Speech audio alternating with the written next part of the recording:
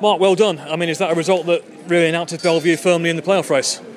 Yeah, and that's exactly what we intended to do. You know, obviously, the outcome, the result was, we never knew what it was going to be before we turned up. But we spoke to collectively as a group, and we obviously decided that if we're going to be any sort of playoff contender, we have to win these matches.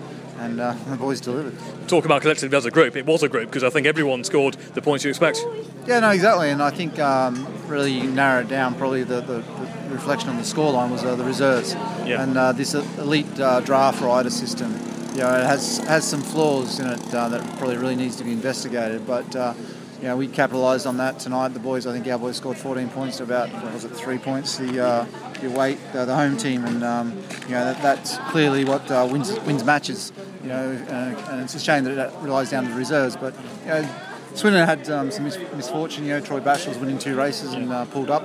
Obviously we capitalised on it, but we got off to a great start, and I think that sort of sowed the seed for the right result.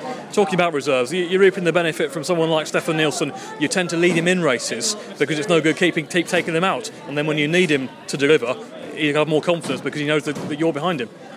Definitely, I wear my coach's hat when I'm working with Steph, and he's improved a lot since I saw him on press day. And every meeting we discuss something new that he's got to try, and there's progress there, and it's really good to see. And he's starting to enjoy riding a motorbike, which and that's what it's all about.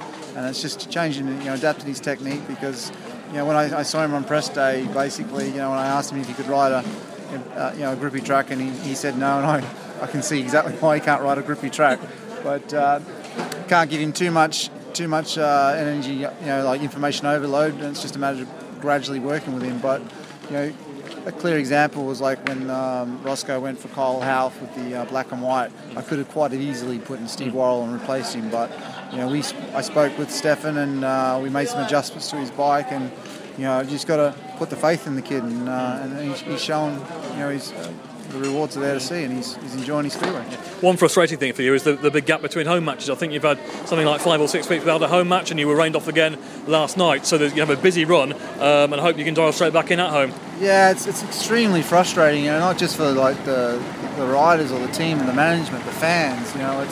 It's heartbreaking what's happened, the run we're having, but it could play into our hands. Basically, we're going to hit form as a team, and we're going to have plenty of home matches in hand, and hopefully be firing on all cylinders come in playoffs. You've got Coventry coming up on Monday. We've got a phenomenal record at Bellevue in the last couple of seasons. Yeah, we need to stop Havies, man. I tell you, that'll be an acid test, no doubt. Well done tonight. Thanks, Mike. All right, cheers.